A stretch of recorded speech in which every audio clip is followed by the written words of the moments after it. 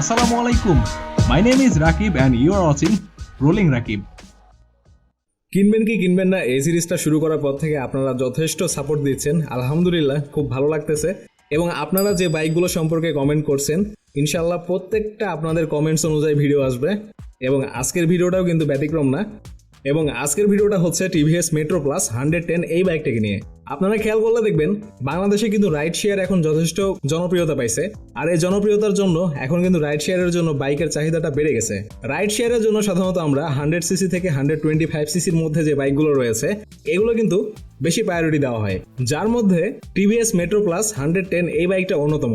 চ্যানেলে যারা নতুন রোলার্স রয়েছেন তাদের উদ্দেশ্যে একটু বলে দেই, আমাদের এই সিরিজে দুইটা বিষয় নিয়ে কথা বলা হয়। একটা হচ্ছে বাইকটা কেনার পেছনে কিছু কারণ নিয়ে, এবং আরেকটা হচ্ছে বাইকটা না কেনার পেছনে কিছু কারণ নিয়ে। বেশ কয়েকদিন ধরে ভিডিওগুলো খালি এরকমই হচ্ছে, খালি ফুটেজ দিয়ে দিয়ে ভিডিও হচ্ছে। আসলে ব্যাপারটা হয়েছে এরকম যে বাইরে গিয়ে ভিডিও করার কোনো প্রসেসই পাচ্ছি না, যার কারণে এই অবস্থা। আশা করি কয়েকদিনের মধ্যে এই সমস্যাটা থাকবে না। আচ্ছা, অনেক কথা হয়ে গেল, চলুন ভিডিওর মূল প্রসঙ্গে ফেরা যাক। তাহলে বরাবরের মতো স্টার্ট করতেছি বাইকটা না কেনার পেছনের কিছু কারণ দিয়ে। এই বাইকটা না কেনার পেছনে তেমন কোনো কারণ নেই। আসলে এই তেমন কোনো কারণ নেই এই কথাটা আমি ম্যাক্সিমাম বাইকের ভিডিওর ক্ষেত্রেই বলি। কেন জানেন? বর্তমান সময়ে মার্কেটে যে বাইকগুলো অ্যাভেলেবল আছে কোনোটা থেকে কোনোটা কম না ভাই। এখন কিন্তু কম্পিটিশনটা অনেক বেশি, তারপরেও যেটুকু কমতি আছে চেষ্টা করি আপনাদের মাঝে তুলে ধরার। এই বাইকটা না কেনার পেছনের একটা কারণ হতে পারে এই বাইকের ভাইব্রেশন, ইঞ্জিনের ভাইব্রেশন।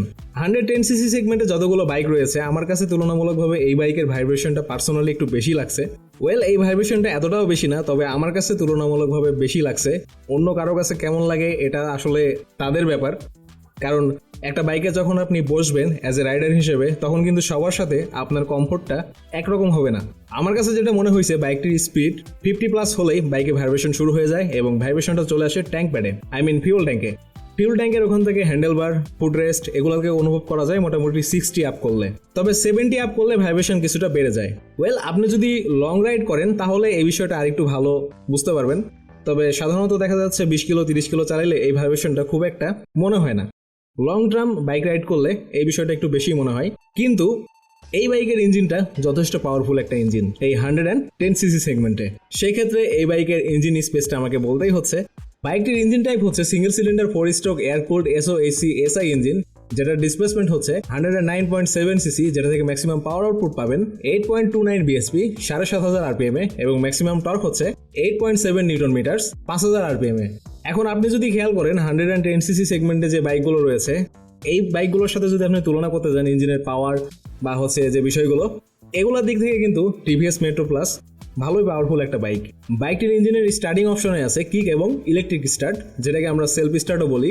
এবং বাইকটির ট্রান্সমিশন হচ্ছে গিয়ার হচ্ছে 4টা এবং সবগুলো গিয়ারই হচ্ছে আপ গিয়ার। আরেকটু সহজভাবে বলতে গেলে বাইকের গিয়ারগুলো সবগুলো পেছনে, যেটা আমরা শুনে অভ্যস্ত, বা সামনে বা পেছনে গিয়ার বললে আমরা একটু সহজে বুঝতে পারি। তবে এই বাইকের যে কার্ব ওয়েট এটা হচ্ছে 130 কেজি, যেটা আমার কাছে একটু বেশি মনে হয়েছে। একটু ওয়েট বেশি হলে কিন্তু বাইকের কন্ট্রোলিংটা ভালো থাকে, এই ক্ষেত্রে হয়তো এই বিষয়টা করা।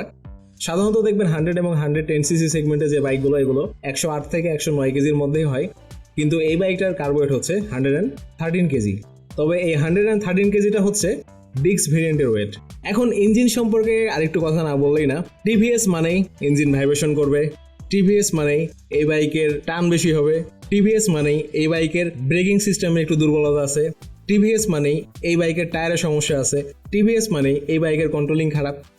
এই যে বিষয়গুলো এগুলো কিন্তু আমাদের মনে গেঁথে গেছে, কিন্তু বর্তমান সময়ে আপনি খেয়াল করলে দেখবেন TVS কিন্তু এই অবস্থাটা থেকে মোটামুটি অনেকটাই বেরিয়ে আসছে।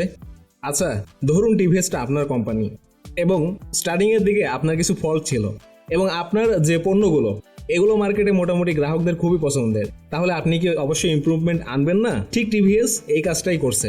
বর্তমানে আপনি TVS বাইকগুলো দেখলে খেয়াল করবেন যে এদের বিল্ড কোয়ালিটি, কালার কোয়ালিটি বা বাইকের যে ইঞ্জিনের ব্যাপারগুলো এগুলো কিন্তু অনেকটা পরিবর্তন হয়ে গেছে। এই বিষয়গুলো নিয়ে আস্তে আস্তে আলোচনা করতেছি। বাইকটি না কেনার পেছনে আরও একটা কারণ হতে পারে এই বাইকের ব্রেকিং সিস্টেম। আসলে ব্রেকিং সিস্টেম বললে ভুল হবে, টায়ারের ব্যাপারটা বললে মনে হয় ভালো হয়। বিষয়টা এরকম যে এই বাইকের টায়ারটা হচ্ছে আপনার হার্ড কম্পাউন্ডের টায়ার, TVS এর যে টায়ারগুলো সেই টায়ারগুলো। সেক্ষেত্রে এই বাইকের ব্রেকিং কনফিডেন্সটা একটু কম মনে হয়, যে চাকা স্কিড করার প্রবণতা থাকে। তবে আপনি যদি রেশিও মোতাবেক ব্রেক করেন তাহলে মোটামুটি এই প্রবণতাটা অনেকটাই কমে যায়। তবে একটা কথা না বললেই না, এই বাইকের যে ফ্রন্ট ডিস্ক 240mm এর যে ডিস্কটা, এটার বাইকটা কিন্তু জোস। তবে আমার কাছে খারাপ লাগছে রিয়ার ব্রেকটা। এটা যদি 110mm না দিয়ে 130mm দিত তাহলে হয়তো আরেকটু ইমপ্রুভমেন্ট আসতো। বাইকটা না কেনার পিছনে আরেকটা কারণ হতে পারে এই বাইকের টিউবলেস টায়ার নেই। এই বাইকের ফ্রন্ট টায়ার হিসেবে ব্যবহার করা হয়েছে 2.75 এর একটি টায়ার এবং রিয়ার টায়ার হিসেবে ব্যবহার করা হয়েছে 3.00 এই সেকশনের একটি টায়ার এবং এই বাইকের রিমের সাইজ হচ্ছে 17 ইঞ্চ। এখন আমার কথা হচ্ছে বাইকটির প্রাইসের দিকে দেখতে গেলে টিউবলেস টায়ার অবশ্যই ডিমান্ডে থাকে। আমার মনে হয় এই বাইকের প্রাইসটা একটু ওভার প্রাইস হয়েছে, কারণ যে বিষয়গুলো আছে মোটামুটি ঠিক আছে, তবে টিউবলেস টায়ার দিলে ভালো হতো এবং সেই সাথে সাথে এই বাইকের প্রাইসটা 1 লক্ষ টাকার আশেপাশে হলে আমার মনে হয় ভালো হতো। এটা আমার ব্যক্তিগত অভিমত যে প্রাইসটা একটু কম হলে ভালো হতো। আপনারা প্রাইস নিয়ে কি ভাবতেছেন এটা এই ভিডিওর কমেন্টে জানাইতে পারেন। ওয়েল, এটাও কিন্তু বাইকটা না কেনার পেছনের একটা কারণ হতে পারে। ঠিক আছে, এখন এই বিষয়গুলো এক সাইডে রেখে দিয়ে বাইকটা কেনার পেছনে যে কারণগুলো আছে এগুলো নিয়ে কথা বলা যাক। বাইকটা কেনার পেছনের অন্যতম একটা কারণ হতে পারে এই বাইকের বিল্ড কোয়ালিটি এবং পেন্ট কোয়ালিটি। ব্যক্তিগতভাবে আমার কাছে এই বাইকের বিল্ড কোয়ালিটি অনেক ভালো লাগছে এবং কালার ফিনিশিংটাও অনেক সুন্দর। আপনাদের মনে আছে কিনা যে আগের যুগের যে টিভিএস গাড়িগুলো মোটামুটি 10 বছর বা দেখা যাচ্ছে যে 15 বছর আগের যে বাইকগুলো আছে এগুলোর দিকে এখন খেয়াল করলে দেখবেন অন্য অন্য কোম্পানির গাড়িগুলো থেকে এগুলোর বিল্ড কোয়ালিটি অতটা ভালো ছিল না তখনকার দিনের, এবং এখন মনে হয় যে বাইকগুলো খুবই পুরনো হয়ে গেছে। বাট টিভিএস কিন্তু ঘুরে দাঁড়াইছে এই বিষয়টা নিয়ে। আপনি খেয়াল করলে দেখবেন বর্তমান সময়ে টিভিএস এর যে ম্যাক্সিমাম বাইকগুলো এগুলোর বিল্ড কোয়ালিটি, কালার কোয়ালিটি অনেক উন্নত। ভাই, ভিডিওটা টিভিএস স্পন্সর করে নাই। বাইকটা কেনার পেছনের আরও একটা কারণ হতে পারে এই বাইকের সাসপেনশন। যদিও ব্যক্তিগতভাবে আমার কাছে এই বাইকের রিয়ার সাসপেনশনটা একটু মনে হয়েছে যে হ্যাঁ আরেকটু ভালো হতে পারত, তবে আসলে আমার মনে হয় যে বাইকটা যখন ব্রেকিং পিরিয়ড কমপ্লিট হয়ে যাবে তখন সাসপেনশনগুলো ফ্রি হয়ে যাবে, কারণ আমি যখন বাইকটা রাইড করছিলাম তখন ওটা ব্রেকিং পিরিয়ডে ছিল। তবে সামনে যে টেলিস্কোপিক ফর্ক এটার ফিডব্যাকটা আমি ভালোই পাইছি এবং কেনার পেছনের কারণ বলার এটাই কারণ যে এই বাইকের সাসপেনশনটা আমার কাছে এতটাও খারাপ লাগে নাই। বাইকটা কেনার পেছনে আরও একটা কারণ হতে পারে এই বাইকের মাইলেজ। তবে এই বিষয়টা একটু বাড়ায় বলতেছে কোম্পানি এবং ম্যাক্সিমাম কোম্পানি এ ধরনের কথাই বলে রে ভাই, আমার বাইক এত মাইলেজ দিবে, আমার কোম্পানির বাইক এত মাইলেজ দিবে। টিভিএসও তার কিন্তু ব্যতিক্রম না। টিভিএস ক্লেম করে যে এই বাইকটা থেকে আপনারা 86 কিলোমিটার পার লিটার মাইলেজ পাবেন। এখন আমার কথা হচ্ছে, ইজ ইট পসিবল? এখন মাইলেজের বিষয়টা বলতে গেলে আমি একটু মিটার নিয়ে আলোচনা করতে চাই, কারণ এই বাইকে দুটা মোড দেখলাম, আপনার একটা পাওয়ার মোড এবং আরেকটা হচ্ছে ইকোনমি মোড।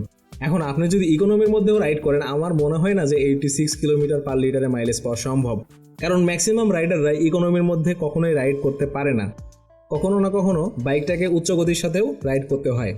সো এদিক থেকে এভারেজ যে আমরা রাইড করি, মানে মিডিয়াম স্পিড, হাই স্পিড, এগুলো মিলিয়ে যে একটা মানে এভারেজ স্পিডে আমরা যে রাইডটা করি, এক্ষেত্রে মাইলেজ নিয়ে কথা বলতে গেলে এই বাইক থেকে আপনারা 60 কিলোমিটার পার লিটারে মাইলেজ পাবেন।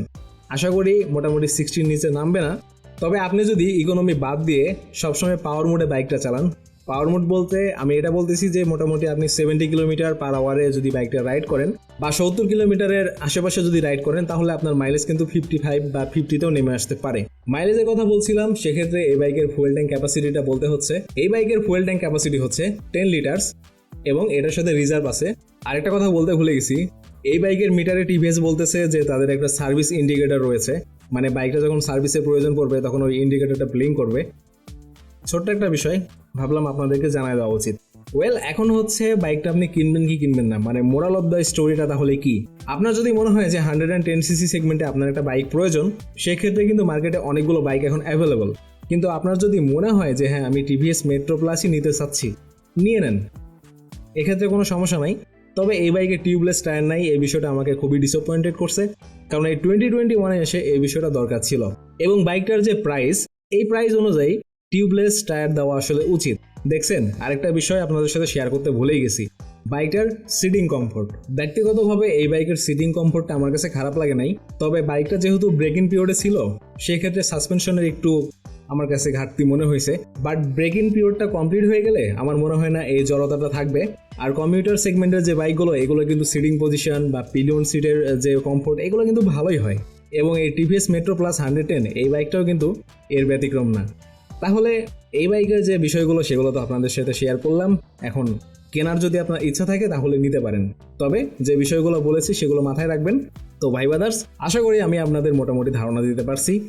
আর যদি এই ভিডিওটা ভালো লাগে বা আপনি যদি আমার চ্যানেলে নতুন হয়ে থাকেন তাহলে এই সিরিজের বাকি ভিডিওগুলো দেখতে পারেন এবং পরবর্তী ভিডিওটা কোন বাইক নিয়ে করা যায় জানাইতে পারেন এবং আপনাদের চাহিদা অনুযায়ী কিন্তু ভিডিও সামনে আসবে। তাহলে আজকের মতো বিদায় নিতে হচ্ছে এবং আমি আপনাদের সাথে দেখা করতেছি এরকমই নতুন কোনো ভিডিওতে। সে পর্যন্ত ভালো থাকবেন, সুস্থ থাকবেন, আল্লাহ হাফেজ।